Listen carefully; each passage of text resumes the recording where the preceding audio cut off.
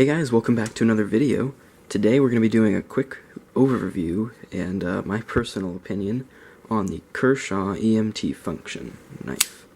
Alright, so before I jump in, I do apologize. I am not feeling very well. I'm sick. I have a sore throat, cough, and a runny nose.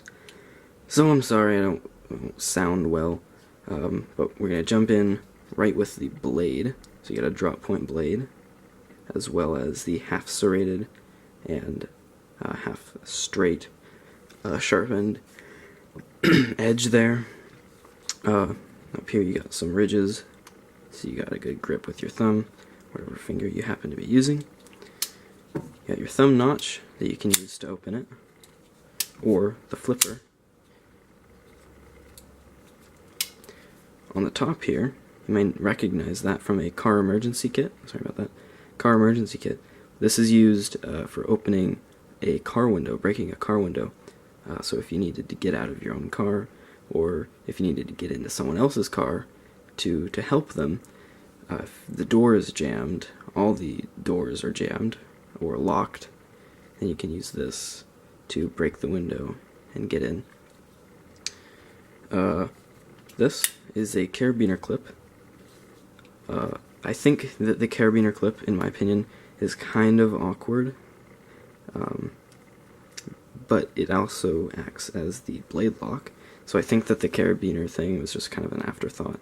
They had to do something with that piece of metal right there. So this won't come undone, which is nice because when it's in your pocket, this is having to be twice. It can rip a hole in your pockets, in your pants. So next little device right here, you got a bottle opener, because when you're an EMT, you gotta get some beer. I don't know. Hex wrench right here. I'm not sure on the size, but I'm sure it's used for something that's common. There was some discussion where people would rather have it in O2 wrench, but you know, you gotta work with what you got. I don't know. Seatbelt cutter. It's specially made for that. In my opinion, it's kind of weird to just have that where you could, just as easily use your knife. But it does make sense because it reserves this, I guess, sharpness, as well as this little pocketed area, I guess, for that. And I guess that's about it. In terms of build quality, obviously, like I said, stainless steel. The blade, I've owned two of these. The blade on the first one was completely fine. On this one, something was wrong when I first got it, where when I would put it in here, when I would, fold it, right here, I would scrape on the edge, on the inside edge of where the knife goes, where the blade goes. Excuse me. So it made this noise and it scratched it up a little bit, which, I'm not too worried about on either of those, but I just tightened it and it fixed it, but as you can see, it's not centered at all. I could push this over. Anyways, not a big deal, but, what you gonna do? On the original version that I owned of this knife, this little grippy area with all the Kershaw Ks was rubber, and now it's plastic, which is obviously not as grippy, and I don't like it as much. So I wish they didn't change that. The outside, the majority of the body right here, as you can see, is plastic. I wish they used metal, but for using plastic, they made it look pretty darn good. The reason I wish they used metal was obviously durability. I already got a little chip in there after 3 months of use.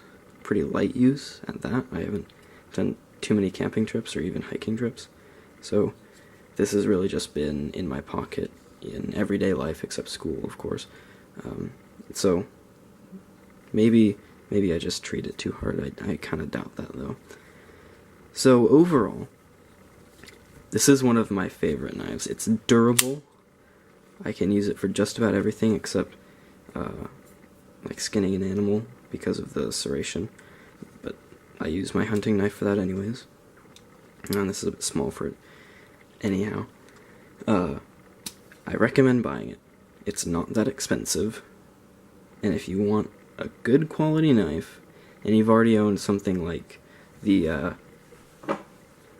Black Gulch, or maybe something a bit smaller, I will be doing a review on this, by the way, then this is probably a good step up into your knife collection. So I will be doing, well, I should be doing, I don't want to make any promises because my schedule is a bit messy right now, but I might be going out to Eastern Oregon next week, so by the time you're seeing this, probably the week you're seeing this, so I will probably be out there by the time you're watching this, as well as making an actual field use video for this. So as well as all my knives, I will be doing, in the coming days, I'll be doing some more gear reviews of my knives and all sorts of other gear that I have in my different kits and bags. So thank you guys for watching. Hope you guys enjoyed, and if you liked the video, go ahead and subscribe, or don't. Doesn't matter to me. I'll see you guys in the next video.